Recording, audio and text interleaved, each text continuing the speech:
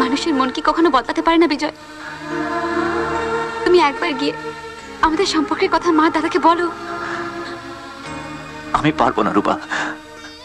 আমি যাকে বন্ধু বলে ঘরে তুলেছিলাম, সেই একদিন বিশ্বাসঘাতকের মতো তোমার দাদার পেটে ছুরি মেরেছিল।